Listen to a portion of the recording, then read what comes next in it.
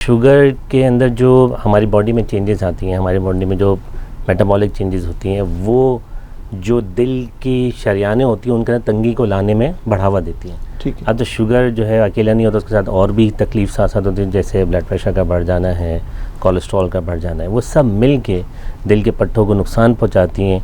अच्छा, जो शरियानें दिल में वो हर जगह, तो हर जगह नुकसान हो सकता है। सही। तो इसलिए इसके साथ बहुत क्लोज रिलेशनशिप है।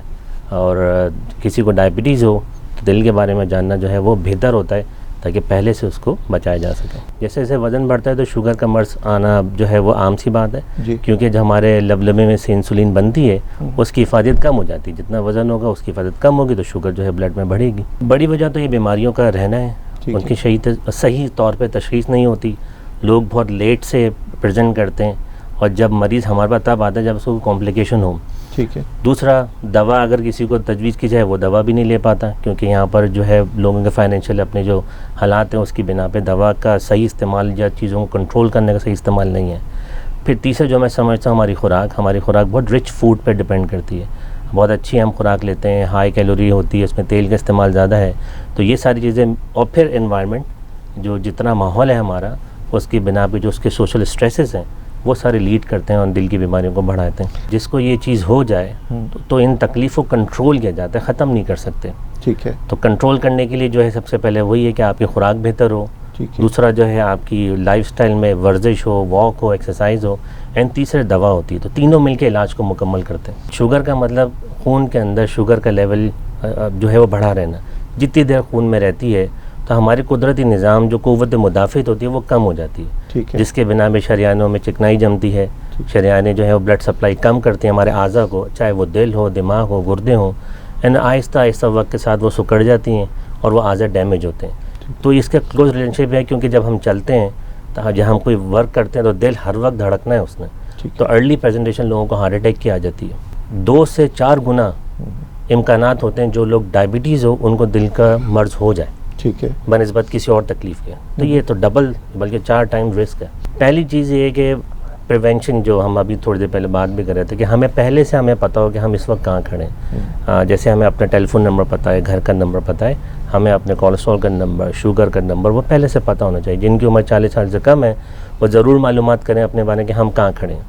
ठीक। और अगर किसी का बढ़ा आए तो वो उसके लिए इलाज करें। इलाज के 3 ही काम है, खुराक, वर्जिश और दवा। जहाँ पर इंटरवेंशन की नीड है वहाँ बिल्कुल इंटरवीन करें और इसको पहले से कंट्रोल में ले आएँ, बनिस्बत हम उस वक्त इंटरवीन करें जब कोई तकलीफ़ हो जाए। हार्ट अटैक में जो होती है सबसे कॉमन अलामत सीने में दर्द होता है। सीने में दर्द के साथ अगर वो जबड़े में जाता है वो दर्द उल्टे हाथ में जाता है, या उससे पसीना आता है, और किसी को उल्टी मतली कह आए सीने में दर्द के साथ, तो वो दिल की अलामत होती हैं। लेकिन किसी को खाली उल्टा हाथ में दर्द है तो लोग वो समझते हैं कि हमें तकलीफ़ हो रही है दिल की। ऐसा नहीं है, वो पट्टे से भी ताल्लुक़ रख सकता है। अच्छा। अगर मैं किसी शख्स के दिल का टेस्ट करना चाहूँ कि अगर वो डायबिटीज़ है, 40 साल से ज़्यादा उम्र है, और मैं चाहूँ उसको देखूँ कि दिल के हवाले से कहाँ है, तो हम उसको मशीन पर ही दौड़ाते हैं। तो आप ख़ुद वॉक करके देखें, चलें फिरें, कम से कम आप इतना चलें कि आप दूसरी तीसरी मंजिल चढ़ सकते हैं। अगर इनमें वो अलामत जो पहले नहीं थी आ रही हैं तो समझ जाइए दिल की शिकायत हो सकती है। अगर किसी को सीने में दर्द है और पसीना या उल्टी मतली आ रही है तो फ़ौरी तौर पे जो है डिस्प्रीन की जो गोली होती है 300 पावर की, वो तो खाएं। ठीक है। ठीक है। और उसको चबा के खाएं, उसकी सबसे ज़्यादा हिफाजत होती है। या ज़बान के नीचे रख लें तो फ़ौरन ब्लड में चली जाती है। ठीक है। जो दुनिया भर का डाटा है वो ये कहता है कि 35% हार्ट अटैक से मौत होने के रिस्क को ये रोकती है। और फिर करीबी अस्पताल जाके ECG करें ताकि वहाँ पर जो इब्तदाई तंबी इमदाद फ़ौरन मिल जाए। टाइम इज़ मसल, जितना वक्त गुजरेगा उतने ही दिल के पट्टे डैमेज होते चले जाएंगे।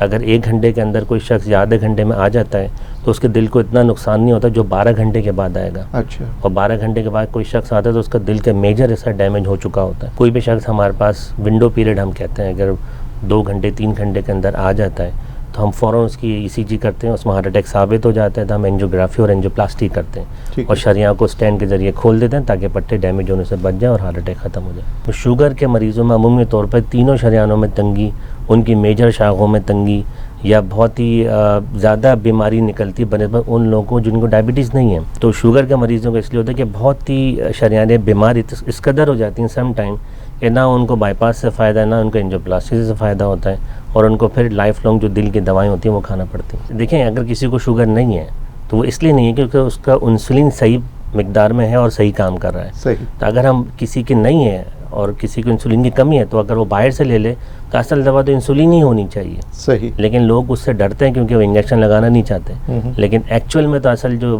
कंट्रोल सबसे अच्छा होता है वो इंसुलिन से ही होता है।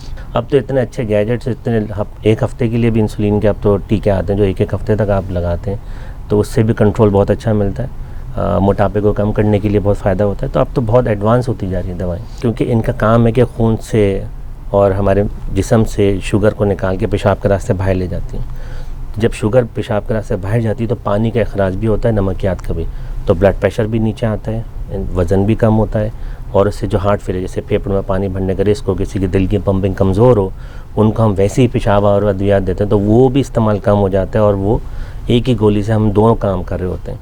तो ये तो अब नुस्खा हमारा बहुत सिमटता जा रहा है, सस्ता भी होता जा रहा है, लोगों की कंप्लाइंस यानी दवा लेने की ताकत भी बढ़ती जा रही है। ट्राइग्लिसराइड भी यही, वो कोलेस्ट्रॉल की एक शक्ल है। जितना हाई लेवल शुगर होगा तो ट्राइग्लिसराइड भी हमारे खून में बढ़ा हुआ रहेगा, एंड वो भी कोलेस्ट्रॉल एलडीएल के साथ मिलकर शरियानों में तंगी का बायस बनता है, और वो प्लाक अनस्टेबल प्लाक बनाता है। अनस्टेबल मीन जो हार्ट अटैक के लिए जो प्लाक होते हैं वो फ़ौरन रप्चर होते हैं और शरियान को 100% बंद करते हैं। एक होता है एंजाइना जिनके अंदर शरियानें तंगी हैं, बंद नहीं है, लेकिन हार्ट अटैक में शरियान 100% बंद हो जाती है, उनके अंदर यही एलडीएल और ट्राइग्लिसराइड मिलके उस प्लाक को अनस्टेबल करते हैं। अपनी जो खुराक जो उनको एडवाइस की जाए वो आपने उसी के मुताबिक लेना है।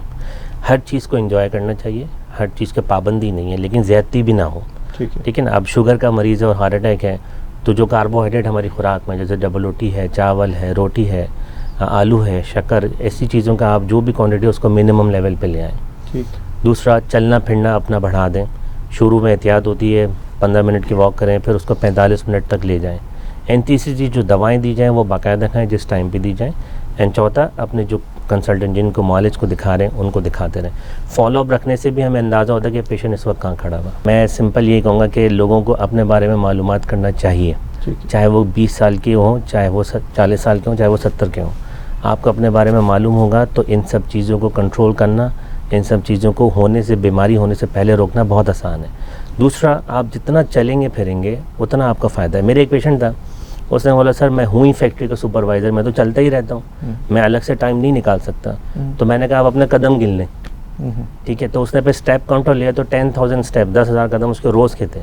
तो कोई भी आप अपने लिए एक्टिविटी चुन सकते हैं जो आप अपने दिन भर के अंदर उसके अंदर टेलर मेड हो जाए।